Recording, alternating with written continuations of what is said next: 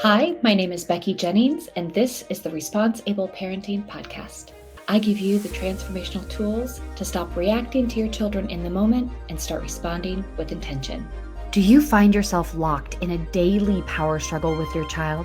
Do you fall back into old patterns like yelling or threatening just to stop the annoying behavior?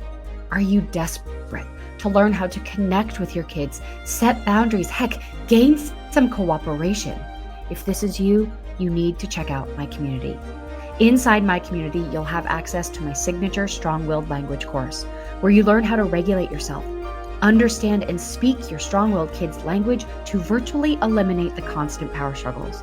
You'll have access to my workshop library, giving you step-by-step strategies for sibling rivalry, listening, anger and aggression, emotional regulation, and more.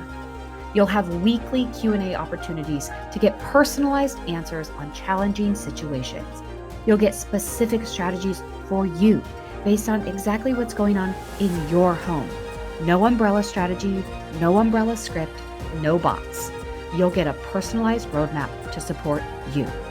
Plus, you'll get dozens of bite-sized lessons to regroup, stay on track, and stay motivated. It is time to stop walking on eggshells around your children and finally experience the relief you are looking for. Join the community today, and let's get started. Hello, everyone. Welcome back to another episode of Responsible Parenting. My name is Becky Jennings. I am your host, and it has been one heck of a January already. I am sitting here with a foot heater on because it is cold in Los Angeles. We have just gone through the biggest ebbs and flows. We've had wildfires that have consumed a huge chunk of Los Angeles. And then we moved into really intense rain yesterday. We got hail, thunder and lightning storms. My bathroom and closet were flooding again. So we are just back in the thick of the chaos.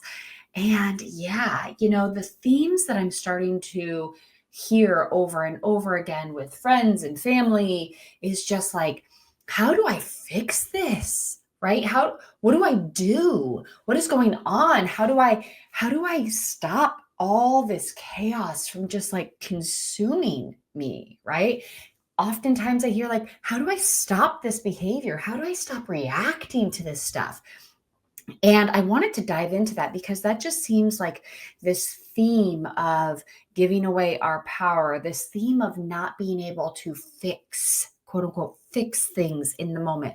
And when we really stop and think about this, and this is what I kind of ruminate on a regular basis as a coach who deals with a lot of emotional regulation, who really tries to help us get back into the present moment, who practices that on a daily basis, because Lord knows it is so hard to do. We were never trained and primed for this, right? So trying to stay present. I learned a long time ago that fear says, fix it now. Whereas love says, create this environment, create a nurturing environment and allow these problems to start to fix themselves. But we're not in that place right now. We're in like hypervigilance. We're in reaction mode. We are just like bombarded, right? So right now, what I'm noticing is that there's a lot of external stress coming at us, flying at us hot and fast, and it's creating a lot of fear-based intensity in our reactions, not just in our reactions to the external world, but our reactions to our children, right? The external stress is piling on, and we are reacting to the things we can react to, which is our children's behavior in the moment, right? We're future tripping well beyond the facts that are happening to us right now, right? Yes, there are hundreds of executive orders flying around. And I think it's safe to say in this moment that it doesn't matter what side of the political coin you fall into in the United States. Now, I know a lot of people listen to this podcast from other countries around the world, and that makes me so happy. And I love that beyond measure. But our decisions here in the United States affect everybody, right? We're a global country. And so this affects everyone. So I think it's safe to say that it doesn't matter, because the executive orders that are flying around that we're seeing affect literally everything, every aspect of politics and not politics, right? We're seeing that anything can happen just like that. And it's kind of given us a little bit of whiplash, right? We're kind of like, whoa, didn't see that one coming. Whoa, why that one? We see a lot of the things that we're like, okay, expected that. But there's a lot of things that we don't expect that are happening. And it doesn't matter if you're like, love the man, doesn't matter. It doesn't matter because the decisions are going to affect us. It's just everybody. It's going to affect everybody. Like, doesn't matter if you voted for cheaper grocery prices, because right now you're going to experience higher grocery prices because of some choices. So everything is going to affect us, right? And here's the thing. Our future tripping fears, right? We're getting, doesn't matter if they're right or wrong, we're getting little dopamine hits each and every time we see something and we think, see, I told you this could be a threat one day. See, I was right to notice this. Right? Fear is telling us we need to mobilize. We need to fix this, right? So how do we stop this reactive pattern that we're finding ourselves in left and right over and over and over again? How do we slow down? Because being present, I have noticed in my life, is the hardest thing to do. Why is that the case? Because it forces us to block out the external noise that's actually giving us these dopamine hits. It sounds counterintuitive, but as we stay hypervigilant and as we scan, because that's what our nervous systems are primed to do, we're scanning, we're seeing potential threats. We are being bombarded with more external threats, not just politically, environmentally, socially. We're being bombarded. This is not normal. This is not normal. The amount of stuff that we as parents are dealing with. So we as parents, we as humans, we gain a sense of control. We gain a sense of dopamine and safety when we say, ha, I told you, I was right to be hypervigilant. I saw this coming. And it feels good, even though it's very based in fear. It's very based in reactivity. But our hypervigilance is telling us we were right to do this. We were right to be hypervigilant. We're right to feel like we can control this.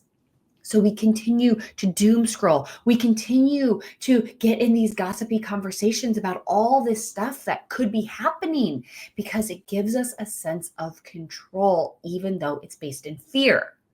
Am I making sense? It makes sense to me. So I hope it's resonating with you. You see, the external stuff is super scary. It's super uncomfortable. They're all potential threats. It's easier, in my opinion, to put our energy towards those fearful things. It's easier to give our attention to the external potential and to prepare and to feel good about being hypervigilant, to feel like we've done something to control. But the internal stuff, that's real. That's why it's really hard to be present, right? The internal stuff, the real memories, the real feelings, the real traumas that we've been trying to avoid for a lot than the external stuff that's popping up now, giving us these little dopamine hits of being like, see, told you, right? So whether you choose to do this with a therapist, whether you choose to do this with a coach, a friend, a safe confidant, it is really important to address this, to address the internal stuff that has just been sitting under the surface, brewing at a level that is not feeling good inside of you. But then all this external stuff comes on, and then we combine the external with the internal, and boom, we are way more reactive to our children, causing a whole nother spiral of guilt and shame and all of that stuff, which we can talk about at a later date. That's why it's so important to address this. I want to share my free guide to managing our kids' meltdowns. We know that meltdowns are normal, but they still suck and can be ridiculously triggering. This 4-step free guide will help you break the cycle of reactivity and help you get through the meltdown without snapping yourself. Don't join your kid in the tantrum. Grab my free guide and learn how to manage meltdowns like a pro. Head to responsablepparenting.ck.page/meltdown, or just go and click the link in my show notes and get your guide today. Because if we don't address the stuff that's happening inside of us, we will always feel unsafe. We will continue to feel more and more unsafe with all the stuff that's happening outside, especially if we don't address what's happening inside. Okay, so one of our jobs as parents is to untangle all this gunk, all this stuff inside of us so that we can start to feel safe inside, right? Because when we feel safe inside, everything outside isn't as scary. Yes, all of it is potential threats. All of it requires a little bit of attention, but the future tripping, all that really big fear-based, we need to fix this right now stuff, it doesn't come out like that, because when we feel safe inside, we can actually take things chunk by chunk. We can take it step by step. And we can literally manage what is going on externally because we have a level of safety inside of us, because we know we're still okay inside, even if the world is literally insane around us. So how do we start to create a sense of safety inside of us? How do we actually do this? And again, please, if you feel like this is just too big, the stuff that's going on is so intense inside of you, reach out, find a therapist, reach out to me. I will coach you through this process. Find a friend who is on the same page with you and let's hash this out together. It is not something that you need to go on a solo mission and do by yourself. This is meant to be in community. We are meant to do this together. Connection is a life force and a lifeblood that allows us to be able to handle and withstand some of this chaos, right? We can't do this alone. We have to do this in communion with each other. But some of the steps, I'll outline just a few that really help us maintain and cultivate a sense of safety within inside of us. And first and foremost, it takes validation, right? Just like we do with our kids now, your experience was real, period. You are right to feel the way you feel, period. No justification, no gaslighting, no explanation, no muddling of the facts.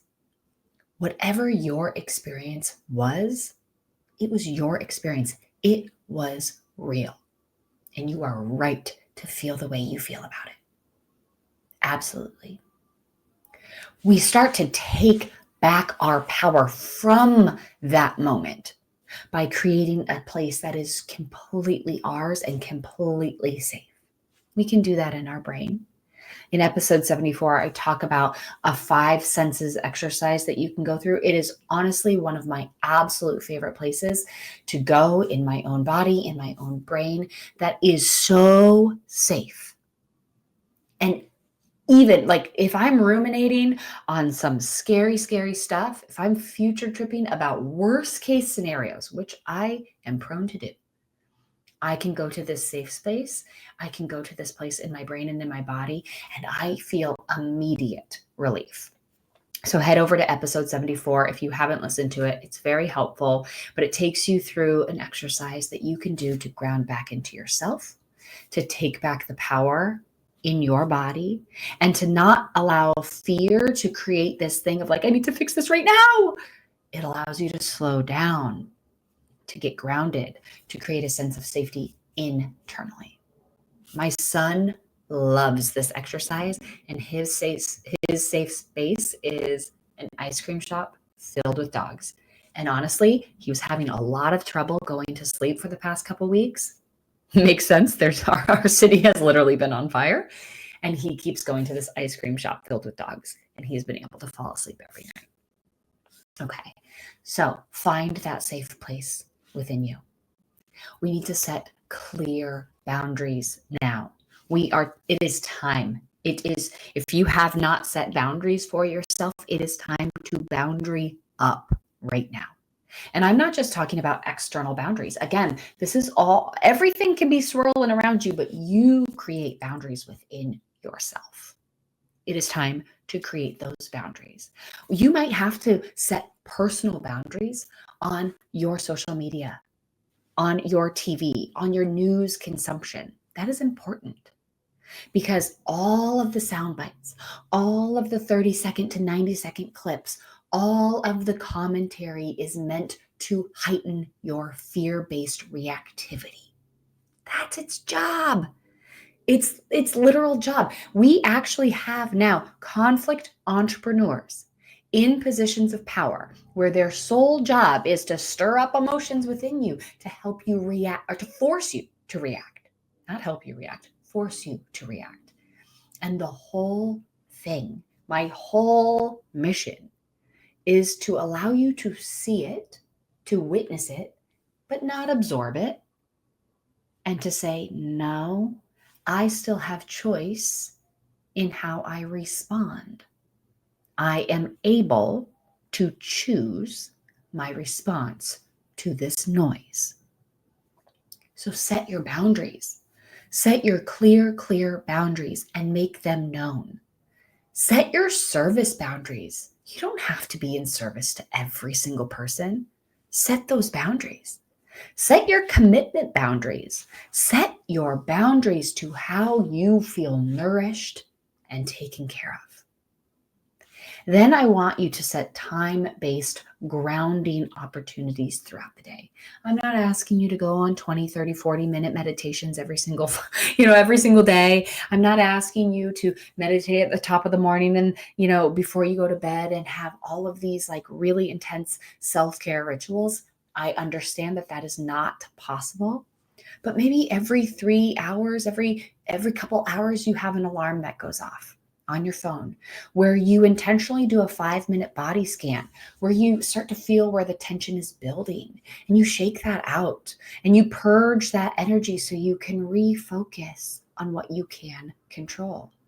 Head back to episode 39. I talk about that as well. You can get a deeper dive into that. And I think that's really, really important to understand how we can actually set these grounding rituals into our lives that don't take over our lives, but help us really kind of reframe, refocus, and get back on track so we can continue to cultivate that environment of love, not continue to be reactive to the fear. We constantly need to remind ourselves, this is the very last one, remind yourself, this is not normal. This is not normal. We are not meant to know as much as we know. We are not meant to be dealing with this amount of news, this amount of chaos, this amount of calamity on a daily, on an hourly, on a minute-by-minute basis. Our bodies currently, the fear, the feeling that you feel right now, your body is responding accordingly to the chaos around it. But it's not our job to fix this. It is not our job to fix every single problem that we see. It is not our job to fix every future trip that we go on. It is not our job to fix our children's behavior. It is not our job to fix every generational trauma. It is not our job to fix every single thing in front of us in order to feel comfortable in the moment. It is our job to create a sense of safety inside of us. It is our job to slow down and sit with the feelings that we feel. It is our job to do the internal work, because when we do the internal work, we have so much power. We have so much wisdom that we can glean from so that these things start to fix themselves. Now, as a woman sitting here in my desk, in my safe house, it's easy to say these things. and we are going to be faced with a lot over the coming months and years, but we will not be effective in any way, shape, or form. We will not be sturdy enough, strong enough. We will not be able to do the work that needs to be done to create the safety for our children if we are ruminating, if we are stuck in fear, if we are stuck in limiting beliefs and old storylines. We have to boundary up. We have to do the internal work. We have to create the sense of safety inside of us that allows us to be present, to be vigilant, to make thoughtful, logical responses versus fear-based reactions. So it is actually important. We feel this pending fear right now to fix everything, but the first step of that is internal. One of the biggest parts of resistance is rest. Not constantly reacting to everything thrown your way, but actually taking the time to reflect, to figure out what it means to you and respond accordingly from there. There's going to be a lot flying at us over the next little bit, a lot of it. And it's our job to inwardly reflect, connect the dots of why this hurts the way it hurts, do the work, boundary up, find a coach, find a friend, find a therapist, and let's do this together. We don't need to fix every fear-based thing thrown our way today. We need to go internal. We need to create that sense of safety. And together, from that safe, sound, sturdy place, we can make very impactful change. All right. Thank you for joining me, and I will see you next week. Thank you for listening to the Response-Able Parenting Podcast. If you like what you heard, please take a moment to rate, review, and subscribe. If you know someone who would benefit from this podcast, I'd be honored if you'd share this episode with them. Until next time, know that you are enough, you are capable, you've made it through all of your hardest days, and we will keep growing on this parenting journey together. This podcast was produced by Kim Kelty and myself, Becky Jennings, and edited by the Kelty Method, Branding and Podcasting.